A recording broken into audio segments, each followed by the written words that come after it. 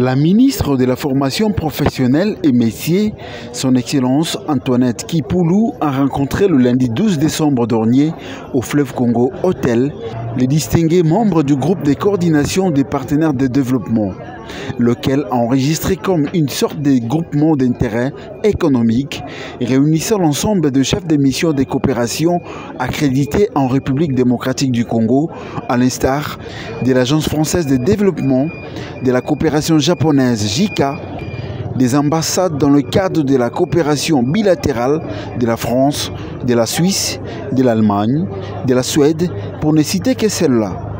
Rappelons que ces groupements ont pour objectif d'avoir une gestion harmonieuse des appuis à caractère financier, technique et autres, ayant tous pour habitude d'exercer à travers toute la République démocratique du Congo. Le présentateur du projet, le professeur Laurent Dayouel, nous renseigne sur son déroulement.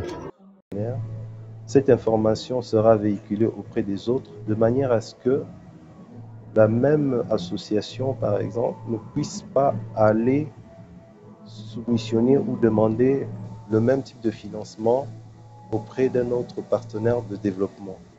Et c'est aussi une manière pour eux d'avoir une cartographie de l'aide au développement qu'ils sont en train d'exercer à travers tout le pays.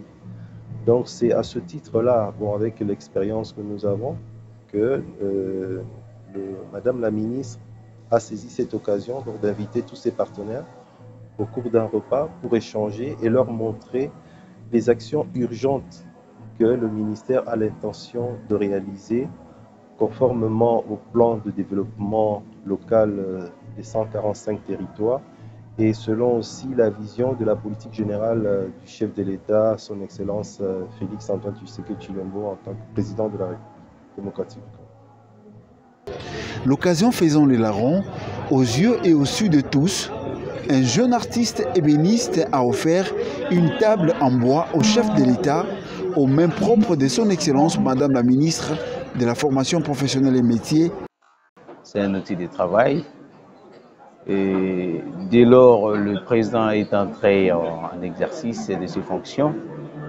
Il a tenu des discours qui m'ont touché personnellement. Et surtout ces points où il a dit qu'il voulait faire de la classe moyenne le millionnaire.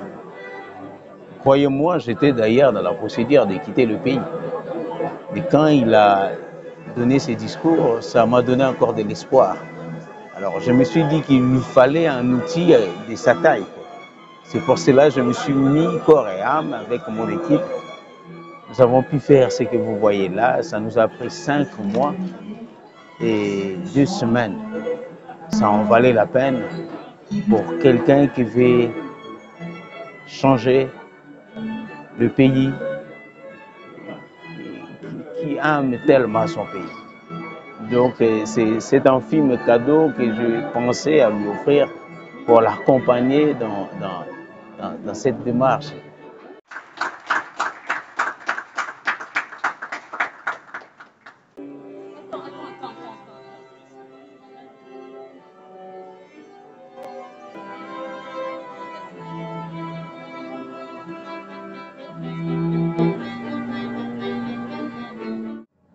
La seule chose que je peux dire, c'est que Maman Otto, c'est une femme battante, c'est une femme déterminée et elle va réussir.